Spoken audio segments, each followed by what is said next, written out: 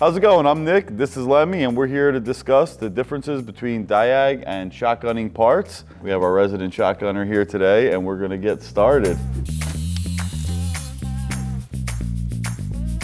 Well, yeah, so I mean, you're probably the shotgun master, so you want to give me a definition of shotgunning or loading the parts cannon? Man, so Nick and I are probably a little closer in opinion of this than it's going to play out in this video, but we gotta have some alternating viewpoints here. So I'm sure most of our viewers are familiar with the term shotgunning or firing the parts cannon, right? So this is sort of short-circuiting the diagnostic process and just sort of throwing parts at a car until the problem goes away. So like, what's the proper way to diagnose stuff stealing shotgun? I mean, the proper way to diagnose it is obviously following the service manual and running down the steps that they have in their diagnostic flow chart and isolating the actual issue, you know, coming to what could be causing the issue and validating it by way of whatever test or, you know, measurement you can do to validate it.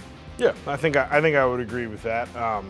You know, the diag process, of course, is going to vary from part to part, and you have to not just isolate the problem, but then, you know, if you're a good scientist, and let's be honest, we're all kind of scientists here, you gotta prove your hypothesis, right? You gotta prove that part, good or bad, and sometimes if it proves good, well, you gotta put it back, and then you gotta keep going down the line until you find the next most likely item. But you know, I think the next question you have to ask after you understand the difference is like, hey, is it okay to do this? Is it ever okay to shotgun a part?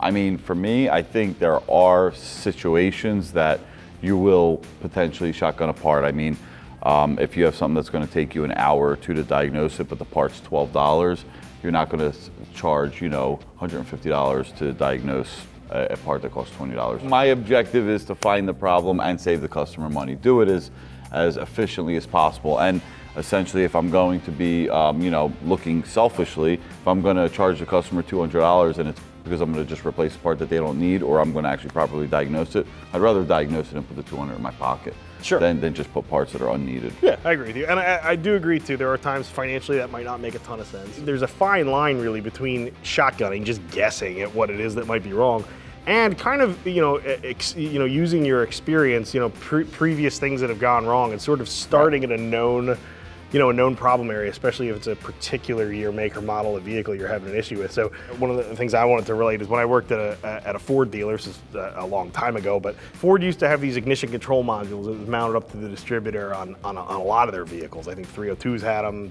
straight 6s had them, but, you know, mounted right in the distributor. And I was doing so many of them at that point, I bought an ignition control module from the parts counter, right? And I kept that in my toolbox. And if something came in with a drivability issue, the first thing I did I ignored the flowchart, right? I would plug that thing in and mount it up.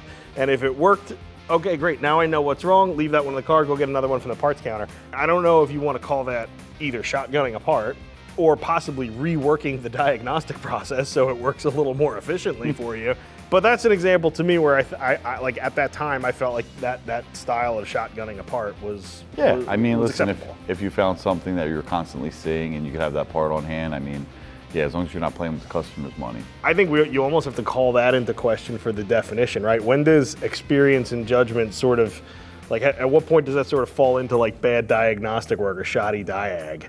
Well, or just a more efficient diag, you know? Sure. You know, where you don't have to take certain steps because you already know what the outcome will be based on something else, some other symptom or whatnot. Yeah, so another thing we had talked about too, and this for me is a big one. I mean, I have a no-kill policy in my garages.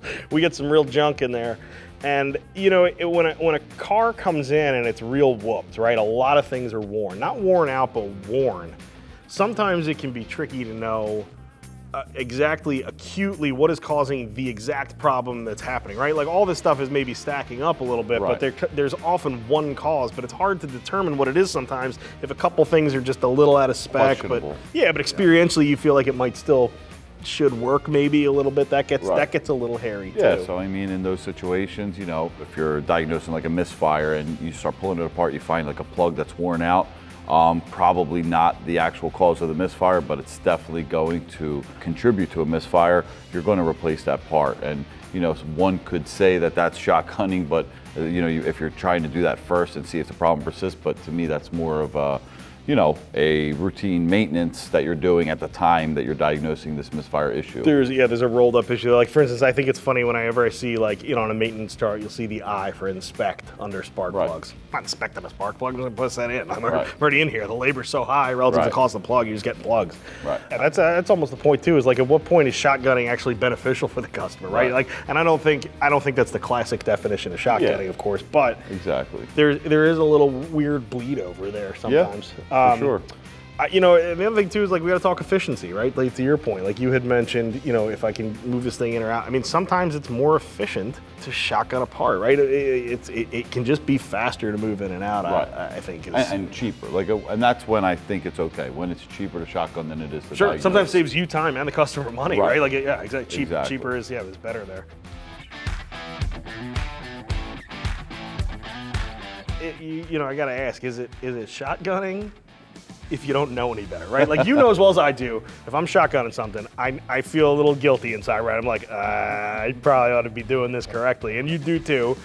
And maybe, you know, I'm guessing most of you watch you do, but I've had work come in just like you have, where a mechanic has done his genuine best on something and it wasn't a very good job. I mean, you know, I don't think it was out of malice. I think it was just out of a lack of understanding. Yeah, is that shotgunning? I mean, again, it's a fine line. It could go either way. I do still think it's, you know, kind of shotgunning, but at the same time, I feel like, you know, if you don't have a choice, if you don't have a proper flow chart to follow, you kind of have to do what you have to do to resolve the issue. So what do you do when you're working your way through a diagnostic flow chart and you get to the end, right, and it says, well, replace A, B, and C with known good part?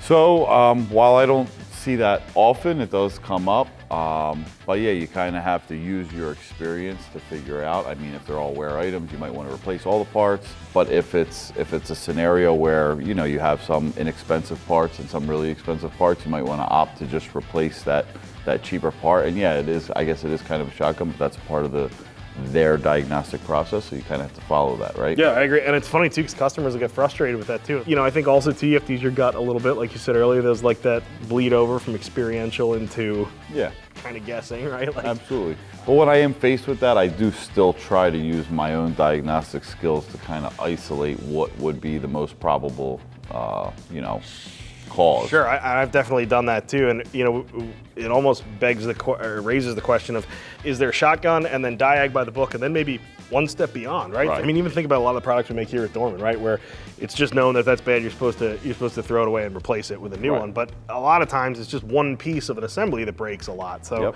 You know, I think that's one of those things. I mean, I don't know about you, but I've definitely gotten into electronics, you know, resoldered and obviously cold solder that broke. Like, oh, now it works again.